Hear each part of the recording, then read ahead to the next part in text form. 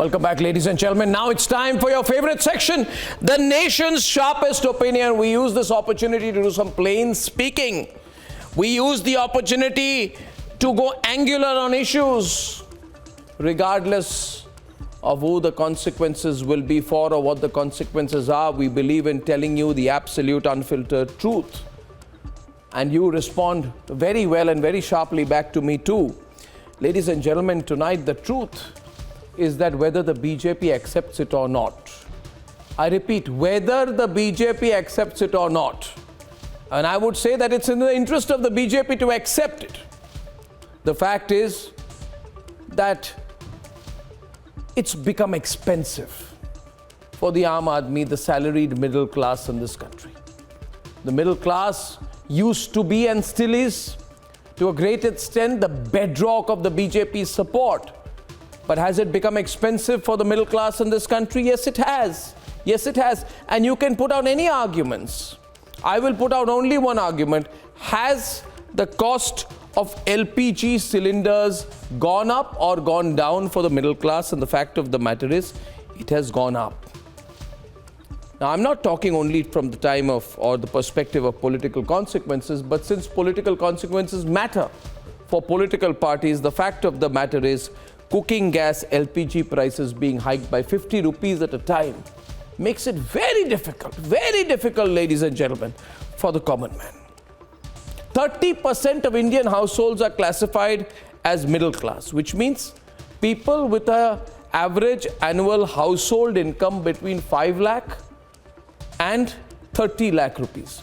Now ask someone with an annual household income of even 10 lakh rupees whether or not they're affected by LPG prices. 99.99% of people, including BJP supporters, will say no, it pinches us.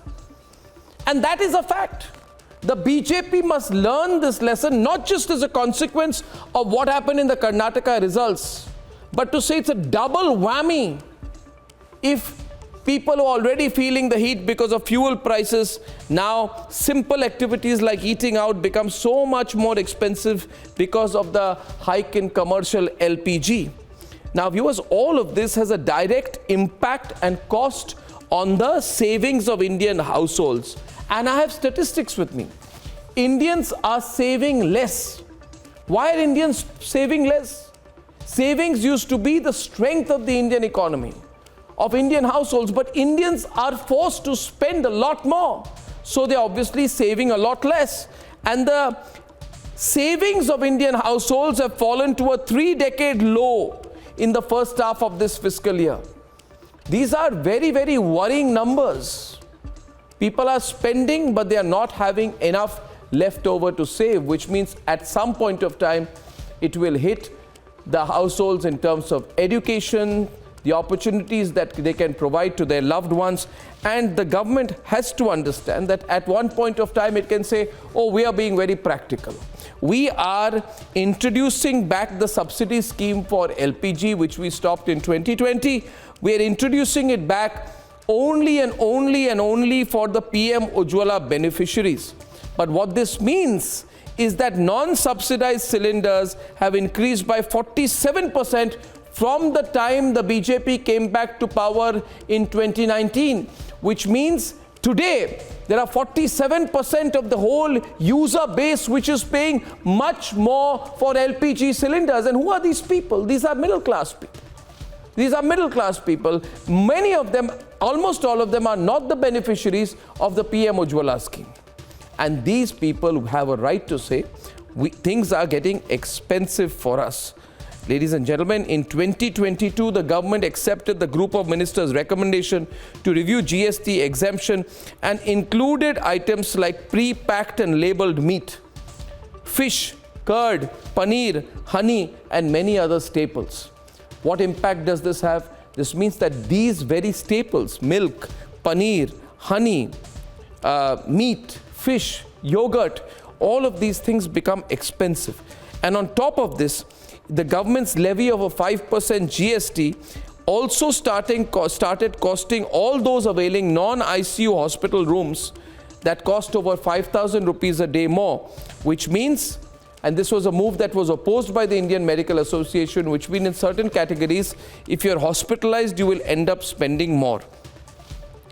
Viewers, if you simply check today the cost of air travel, and I think it's remarkable that Indians are traveling by air a lot more. At the recent Republic Summit, the Civil Aviation Minister was talking very strongly about it as one of his achievements, and why not? But there is a 16% steepest ever hike of aviation turbine fuel. And please check what airfares are costing these days. You have a near duopoly situation in this country. You have Go First, which went into NCLT. So you have essentially two major airlines. There's a lot of trouble in spice. You have two major airlines, duopoly situation, Air India and Indigo. Between them, they can virtually control and monopolize air prices, and the government must be very cautious about what's going on. And the fact of the matter is, please check. The government should check what airfares have become. Now, the middle class travels by air. Just check the cost of air travel. Check an average cost. Bombay, Delhi, Mumbai, Bangalore, Chandigarh. Check the airfares, ladies and gentlemen. And finally, one more point.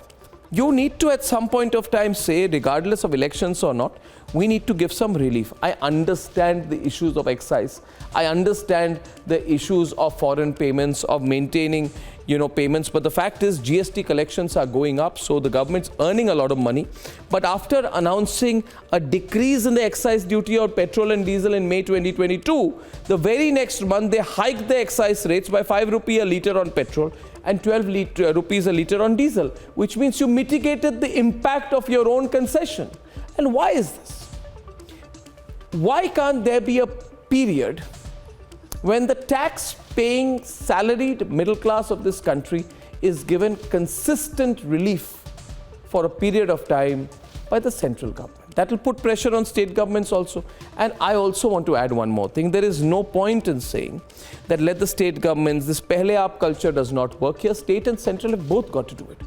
I believe, and I began by saying this could be seen to be a lesson of the Karnataka election results. And the reason the BJP has lost in Karnataka could be multitude of reasons. I'm not denying it. We talked about the consolidation of the minority vote behind the Congress. Very, very major reason. Anti-incumbency, corruption charges, important reason. But this too, ladies and gentlemen, the cost of living crisis situation that we are in. Okay, it's not a cost of living crisis, but it is time to ease the cost of living for the average Indian. That's what I wanted to share. These are my candid thoughts. Now, ladies and gentlemen, let's debate.